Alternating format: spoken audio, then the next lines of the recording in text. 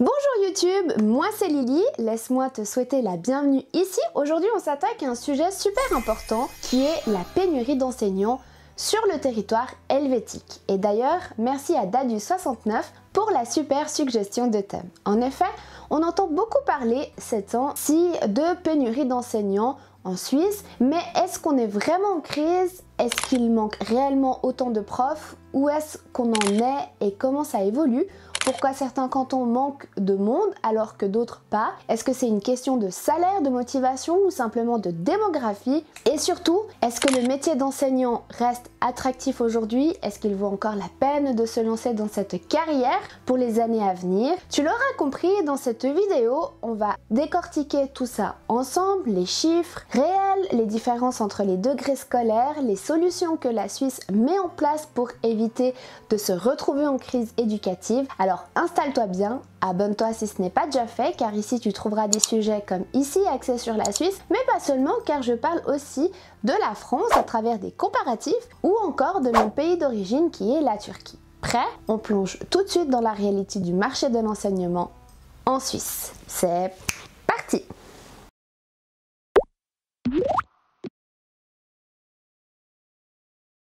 Petit aparté, avant qu'on continue, on va maintenant rentrer dans le système éducatif suisse et ses termes un peu particuliers. Alors si tu ne comprends pas tout, pas de panique, c'est complètement normal. Je te conseille en revanche de regarder cette vidéo que je te mets en i aussi également dans le lien de description pour mieux comprendre les différents degrés scolaires en Suisse ou pour compléter tes connaissances si tu veux aller un peu plus loin. Et juste un petit détail, tout au long de cette vidéo, je vais parfois donner des équivalents français pour t'aider à suivre, mais garde en tête que ce n'est jamais une correspondance exacte car le système suisse a vraiment ses propres spécificités. Maintenant que la mise en garde est donnée, nous pouvons poursuivre notre thématique.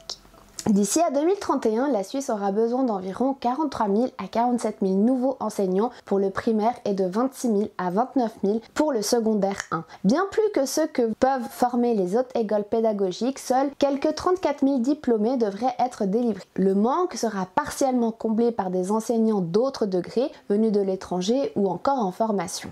Alors la source est de l'Office fédéral de la statistique 2022. Depuis plusieurs années, la Suisse fait face à une pénurie d'enseignants qui met à l'épreuve la qualité et la stabilité de son système éducatif, longtemps cantonné à certains cantons ou niveaux scolaires. Cette problématique s'est progressivement élargie à l'ensemble du territoire, bien qu'elle prenne aujourd'hui des formes contrastées selon les régions et les degrés d'enseignement. Pour y remédier, des mesures ont bien évidemment été prises, comme le recours à des enseignants formés à l'étranger ou non, selon les cantons, comme dans cet article paru sur le canton de Berne avec cette enseignante non formée. Des formations continues pour le personnel existant et une adaptation des conditions de travail. Mais on reviendra sur ce point-là un peu plus tard dans la vidéo. La situation est désormais bien plus nuancée qu'on ne le croit. Dans certaines régions, le manque s'atténue, surtout qu'au niveau primaire, alors que d'autres, notamment au secondaire ou dans l'enseignement spécialisé, la tension reste bien forte. Alors faut-il encore parler de pénurie ou plutôt d'un déséquilibre du système? Quels sont les vrais facteurs derrière cette situation? La démographie, les salaires, la charge du travail ou l'attractivité du métier? Faisons un petit état des lieux clairs de la situation actuelle en Suisse 2025. L'Office fédéral de la statistique, l'OFS, estime qu'il faudrait recruter 70 000 nouveaux enseignants en Suisse d'ici 2031. En raison de la croissance démographique et des départs à la retraite, petite définition rapide si vous ne connaissez pas cet organisme. L'Office fédéral de la statistique est le centre de compétences nationales pour les données en Suisse. Il produit des statistiques objectives sur l'état et l'évolution de la population, de l'économie de la société, de l'éducation du territoire et de l'environnement afin d'informer les débats démocratiques et d'aider à la prise de décision. L'OFS coordonne les statistiques publiques suisses, gère la gestion nationale des données et utilise ses compétences en sciences des données pour soutenir d'autres offices fédéraux. Et j'avoue me servir de leurs statistiques pour faire mes recherches car ils sont fiables. Revenons à notre état des lieux. Comme je vous le disais, la situation est différente selon le canton dans lequel vous exercez.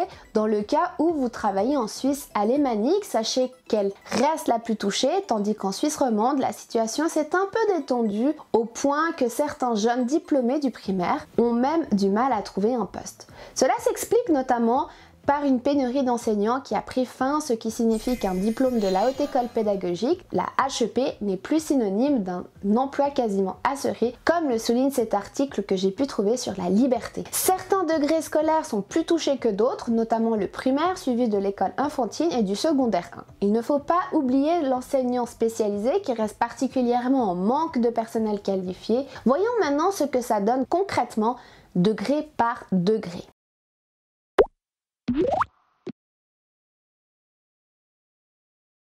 Entre le préscolaire, le primaire, le secondaire ou encore l'enseignant spécialisé, les réalités sont très différentes. Certains niveaux commencent à retrouver un équilibre alors que d'autres restent clairement en tension. On va donc passer en revue maintenant chaque degré pour comprendre où le manque se fait le plus sentir, pourquoi et surtout comment chaque canton tente d'y remédier. Parlons tout d'abord d'actualité. Selon le communiqué de presse publié le 9 octobre 2025, l'Office fédéral de la statistique annonce un recul du nombre d'élèves du degré primaire d'ici 2034.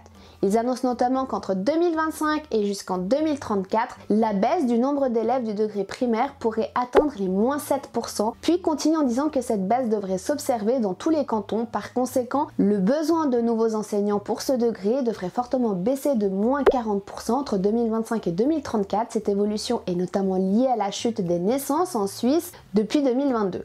Pour vous donner un petit peu l'évolution de manière plus précise, voici les chiffres que j'ai pu trouver. En 2022, une baisse significative d'environ 8% a été enregistrée par rapport à 2021, suivie par des diminutions supplémentaires en 2023 de -2,8% et en 2024 de -2,2%. Par conséquent, le nombre moyen d'enfants par femme est tombé à son plus bas niveau historique en 2024, s'établissant à 1,29.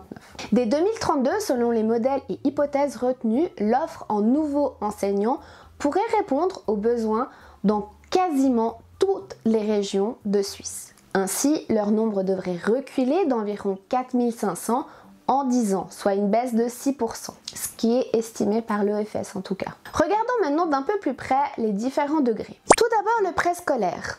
Commençons par les petits.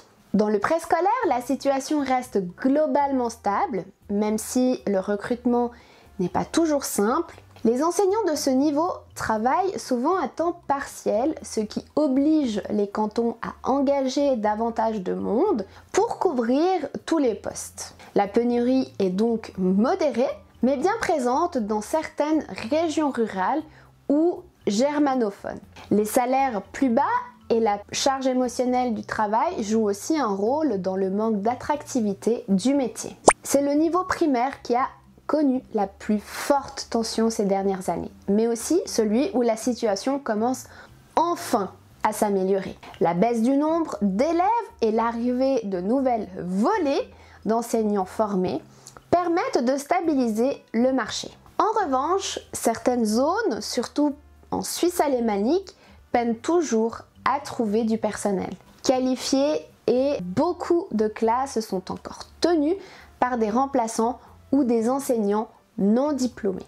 Bref, la crise s'atténue, mais le manque qualitatif reste un défi. Le secondaire 1, c'est dans ce degré que la pénurie est la plus visible aujourd'hui. Le nombre d'élèves continue d'augmenter, les exigences académiques sont plus fortes et les enseignants doivent être formés dans plusieurs disciplines. Par conséquent, les postes restent difficiles à pourvoir, notamment en maths, sciences et langues étrangères.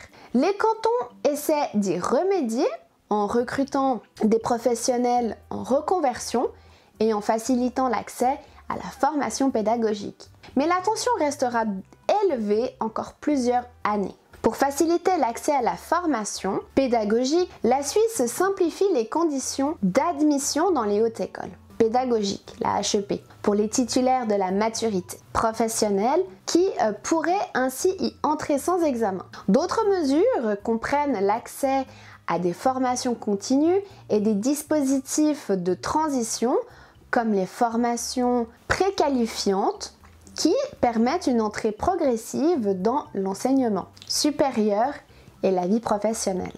Maintenant, le secondaire 2, gymnase et école professionnelle équivalent lycée. Ici, la situation est un peu différente. Il n'y a pas une pénurie générale, mais des manques ciblés. Les gymnases et écoles pro peinent à recruter dans certaines branches précises, comme par exemple en physique, en mathématiques, en maths ou encore en langue rare. Le problème vient surtout du fait que ces enseignants doivent avoir un haut niveau académique, souvent un master disciplinaire, ce qui rend la formation plus longue et le recrutement plus sélectif. Pour faire face à la pénurie d'enseignants au secondaire 2, les solutions incluent l'amélioration des conditions de travail, l'augmentation des salaires, la diversification des voies d'accès à la profession et un meilleur accompagnement des enseignants. Il est aussi nécessaire de mettre en place des stratégies de planification de personnel à long terme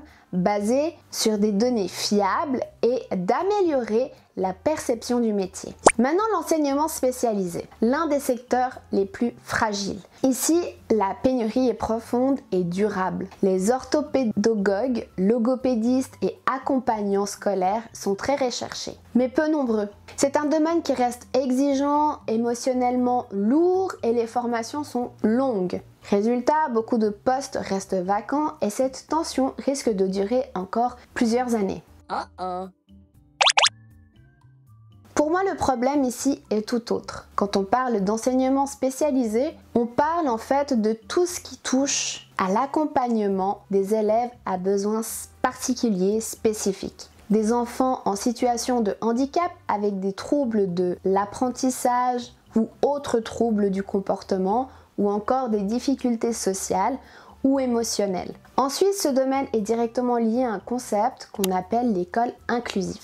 L'idée, c'est que tous les enfants, quelles que soient leurs capacités ou leurs difficultés, puissent apprendre ensemble dans la même école, plutôt que d'être systématiquement séparés dans des établissements spécialisés. L'objectif, c'est de garantir à chaque élève les mêmes chances d'apprendre et de s'épanouir avec le soutien dont il a besoin. Pour cela, les écoles mettent en place des aménagements personnalisés, type AI, présence d'un enseignement spécialisé ou d'un accompagnement scolaire, matériel adapté pour les 10 par exemple, horaires aménagés ou encore coopération entre profs et thérapeutes. Mais la réalité, elle est bien plus complexe. En théorie, c'est un très beau modèle, mais dans la pratique, la Suisse fait face à une pénurie massive de personnel formé pour soutenir cette inclusivité.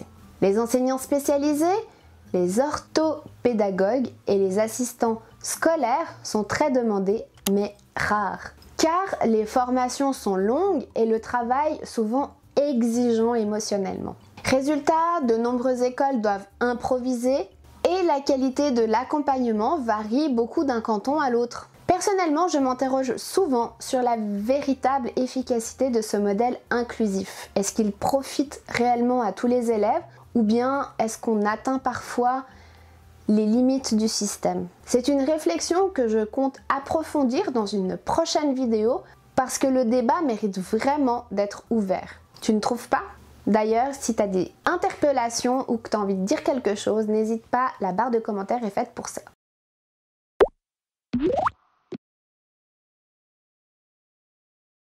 On l'a vu, la pénurie d'enseignants ne touche pas tous les cantons de la même manière. Mais alors pourquoi cette différence entre la Suisse romande, alémanique et le Tessin? Est-ce une question de démographie, d'économie locale, d'organisation du système scolaire ou plutôt de facteurs sociaux et culturels liés à la perception même du métier d'enseignant? Essayons ensemble de comprendre pourquoi certains cantons s'en sortent mieux que d'autres et quelle dynamique locale influence réellement le marché de l'éducation en Suisse. L'été dernier, les journaux l'ont souvent relevé, de nombreuses régions manquent désespérément d'enseignants. Faisons un tour des horizons pour mieux se rendre compte de la situation.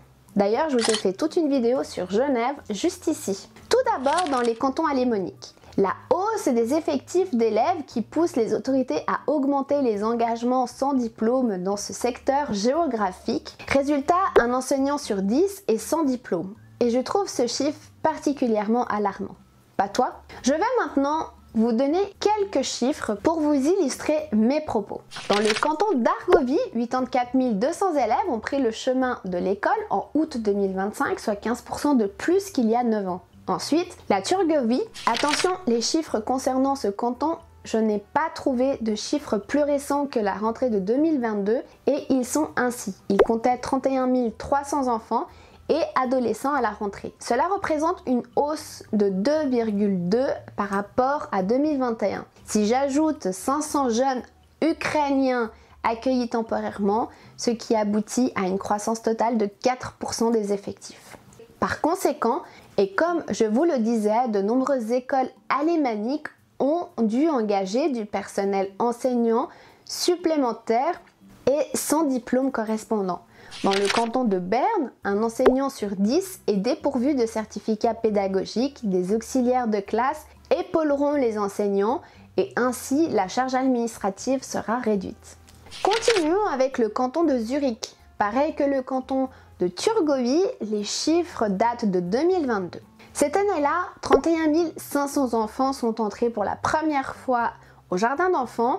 L'école obligatoire compte au total 157 500 élèves, soit 4 500 de plus qu'il y a un an. Le canton de Zurich n'échappe pas non plus à la problématique. Résultat, il a aussi engagé dans l'urgence des centaines d'enseignants, d'auxiliaires. De ce fait, des personnes sans diplôme pourront exceptionnellement donner des cours durant cette année 2022. Continuons notre inspection dans les cantons romans cette fois-ci.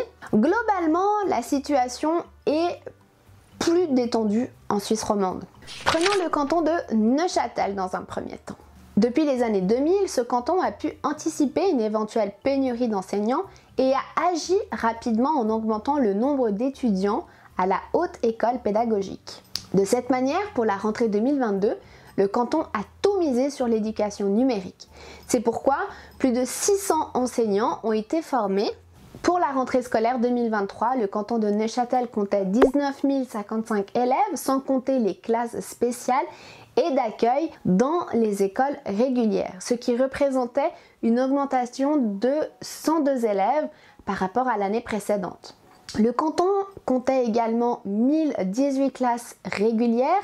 Pour l'année scolaire 2023-2024, il faut ajouter 534 élèves des classes spéciales et d'accueil, notamment des élèves ukrainiens, pour obtenir le total de scolarisés dans ce canton. En Valais, les autorités rappellent le fort impact de la pandémie de Covid-19 qui a forcé la formation à s'adapter pendant plus de 2 ans pour tenter d'offrir le meilleur enseignement aux élèves. Le canton souhaite renforcer le dispositif actuel. Divers projets ont été développés au niveau de la scolarité obligatoire. Des enseignants ressources pour le vivre ensemble à l'école, ERVE, ont été engagés dans 10 écoles primaires pour favoriser un bon climat scolaire, effectuer de la prévention et apporter leur aide aux élèves et enseignants. Un projet pilote comparable sera mis sur pied au sein de 2 cycles d'orientation. Pour cette première rentrée, sans plan de protection sanitaire, ce sont 55 000 élèves, apprentis et étudiants valaisans qui reprendront les cours de manière échelonnée.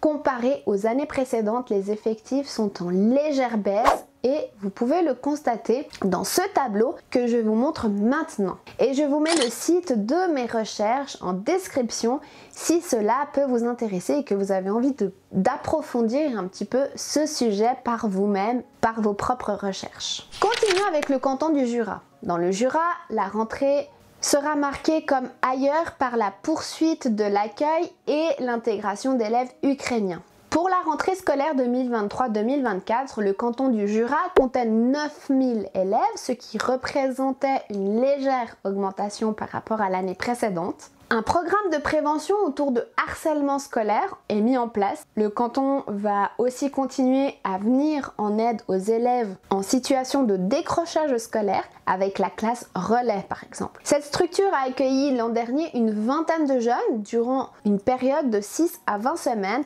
À l'instar de Neuchâtel, le Jura souhaite lui aussi mieux intégrer les outils numériques dans l'enseignement. Le Parlement devrait y donner son feu vert tout prochainement. Et enfin, Quelques chiffres pour le canton de Vaud. Pour la rentrée scolaire 2023-2024 dans le canton de Vaud, le nombre total d'élèves était de 132 893, soit une augmentation de 1283 élèves par rapport à l'année précédente. Pour la rentrée scolaire 2024-2025, il compte environ 98 000 élèves dans l'école obligatoire et environ 36 000 jeunes dans les formations post-obligatoires, gymnase, école de culture générale et apprentissage. Environ 14 615 enseignants et enseignantes sont en poste pour encadrer ces élèves et le nombre de nouveaux élèves est en légère augmentation par rapport à l'année précédente. Voici donc un aperçu des chiffres cantonaux.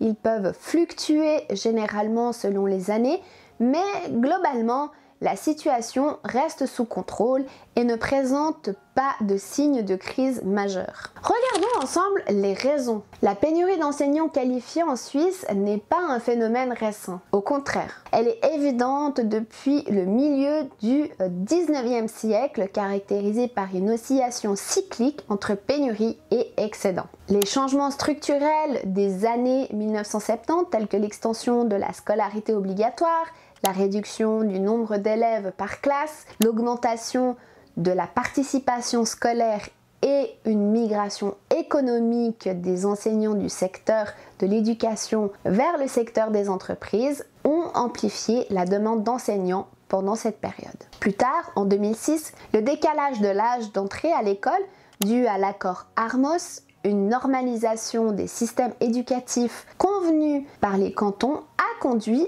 à des cohortes plus importantes et donc à une augmentation du nombre d'enseignants. En 2025, l'enseignement reste un secteur touché par une pénurie de main-d'œuvre. Bien que l'indice global de pénurie de main-d'œuvre d'ADECO ait diminué en 2024 par rapport à 2023, la situation varie considérablement selon les régions, comme nous avons pu le remarquer, avec une pénurie plus marquée dans la Suisse alémanique, en particulier au degré primaire et en école enfantine élémentaire. En comparaison, la Suisse latine connaît une situation plus stable pour les enseignants.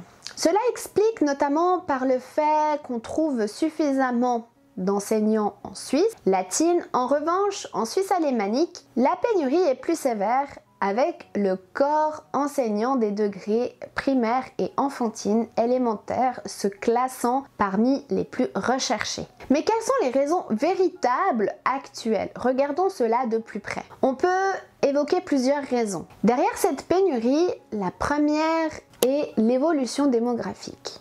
Nous avons notamment pu se rendre compte à travers les chiffres que je vous ai partagés au préalable. Par conséquent, les diplômés des hautes écoles pédagogiques ne suffiront pas pour couvrir ces besoins. D'ici 2031, l'OFS prévoit ainsi un déficit de 9 000 à 13 000 personnes pour le corps enseignant primaire. Autre explication non négligeable, de nombreux enseignants à tous les niveaux scolaires travaillent à temps partiel. Ainsi, près de 30% des enseignants du primaire et du secondaire 2 travaillent à moins de 50% alors que ce taux n'est que de 23% dans le secondaire 1. Mandatée par le SECO, une étude réalisée en 2014 par le bureau BSS montre que le taux d'activité des enseignants plus âgés est plus élevé par rapport à celui des jeunes enseignants. Cette étude prévoyait déjà un besoin accru de remplacement en fonction de la démographie et évoquait ainsi déjà un risque de pénurie. Elle a en outre relevé que la prévalence du temps partiel et par conséquent la proportion de femmes sont plus élevées que dans la plupart des autres professions. Je vous mettrai le tableau qui va s'afficher pour vous illustrer ce que je dis. Ensuite, au secondaire 2 par exemple, on constate que beaucoup d'enseignants aimeraient augmenter leur taux d'activité sans que cela ne soit possible, ce qui les pousse à travailler sur plusieurs établissements. Cette situation pourrait s'expliquer en partie par le fait que dans certains cantons, les enseignants du gymnase sont élus, ce qui entraîne certains droits spéciaux, ce qui rend ces places prisées. Par ailleurs, la charge de travail pourrait également jouer un rôle. À l'école obligatoire, la charge de travail en dehors des heures d'enseignement a tendance à augmenter pour les titulaires de classe. L'organisation de plus en plus fréquente de cours spéciaux pour certains enfants, ainsi que la disponibilité exigée par les parents rendent le poste moins attrayant. De ce fait, de nombreux enseignants refusent d'être titulaires de classe ou ne peuvent pas assumer ce rôle à plein temps, ce qui aggrave bien évidemment la pénurie. Solutions possibles. Divers efforts ont été déployés pour remédier à la pénurie du fait que la plupart des causes soient structurelles. Il n'est pas facile de résoudre cette problématique, il ne suffit pas de proposer des taux d'activité élevés car cette mesure pourrait entraîner un exode des enseignants. Le canton de Genève applique toutefois un taux d'activité minimum de 50%. De cette décision semble porter ses fruits.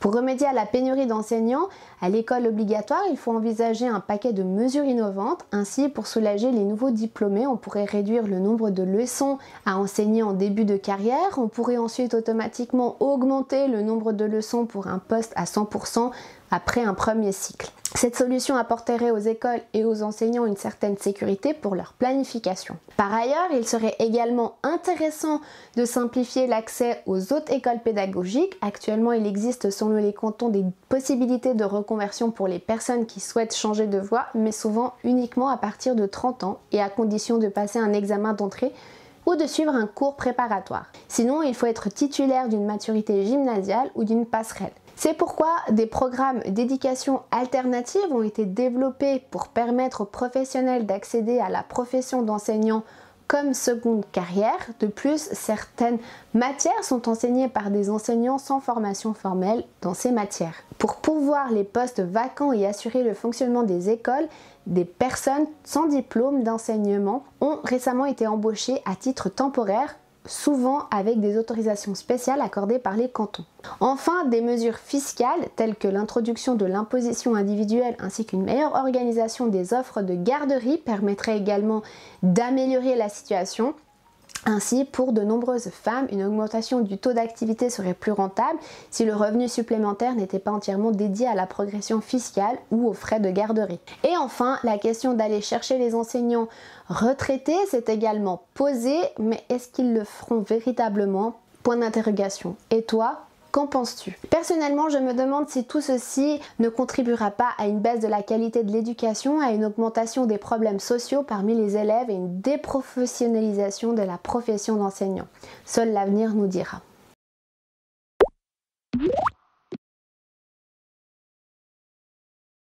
On en parle souvent comme d'un manque temporaire de personnel lié au départ, à la retraite ou à la hausse du nombre d'élèves, mais en réalité, derrière ces causes conjoncturelles se cache un problème plus profond, celui de l'attractivité même du métier d'enseignant. Est-ce que leur salaire pourrait l'expliquer? En Suisse, le salaire des enseignants reste globalement correct comparé à d'autres pays, mais il ne suffit plus à compenser la charge de travail et la pression croissante du métier. Toutefois, il est discutable de savoir s'ils le sont réellement par rapport à d'autres professions de l'enseignement supérieur en Suisse. Je termine enfin cette vidéo dans un deuxième temps parce que j'ai eu quand même pas mal de couacs.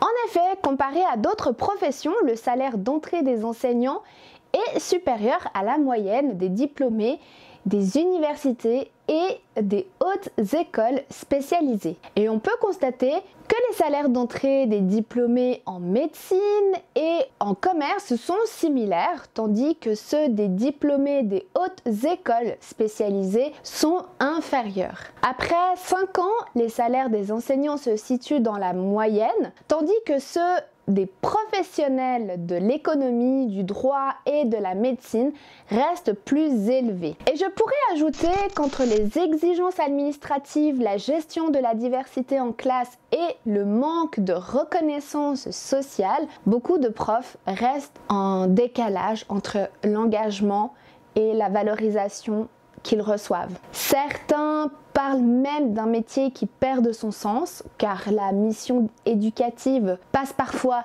après les contraintes institutionnelles. Maintenant, regardons ensemble leurs opportunités de carrière. La formation initiale est longue, exigeante et coûteuse. Souvent, un bachelor plus un master plus une formation pédagogique est nécessaire pour être professeur. Or, une fois sur le terrain, la reconnaissance de ce parcours n'est pas toujours à la hauteur des attentes, surtout face à d'autres métiers nécessitant un niveau similaire d'études. Pour certains jeunes diplômés, le rapport entre investissement et conditions de travail semble de moins en moins attractif. De plus, l'attractivité de la profession d'enseignant par rapport à d'autres carrières est un sujet très débattu. Des possibilités d'évolution existent bien évidemment dans la profession d'enseignant, mais les perspectives de carrière et les changements de position hiérarchique restent minimes. Une charge de travail lourde est souvent sous-estimée. Ce que beaucoup ignorent, c'est que le temps d'enseignement ne représente qu'une partie du travail réel que les enseignants ont.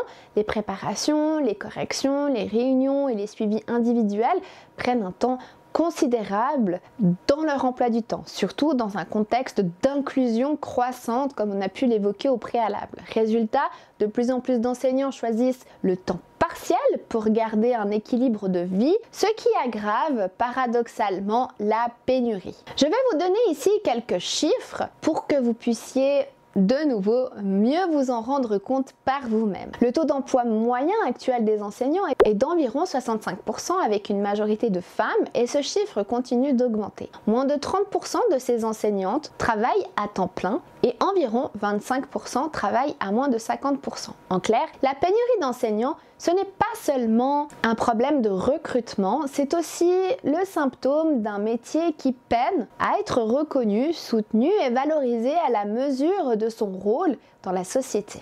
Tu l'auras compris, la pénurie d'enseignants en Suisse est bien plus qu'un simple manque de personnel, c'est tout un système qui se cherche encore. Mais toi, qu'en penses-tu? Et selon toi, est-ce que le métier d'enseignant est aujourd'hui assez valorisé et soutenu et reconnu en Suisse? Dis-le nous en commentaire, enfin dis-le moi en commentaire parce que ton avis compte vraiment. Et je vous invite, pour celles et ceux qui le souhaitent, de venir en discuter dans les commentaires parce que l'espace commentaire est aussi fait pour ça. Moi, c'est sur ça que je vais finir cette vidéo. J'espère qu'elle vous aura plu et qu'elle vous aura été utile. Merci encore à mon abonné de m'avoir suggéré de la faire. Je vous fais de gros bisous et je vous dis à très vite pour une nouvelle vidéo. Ciao, ciao!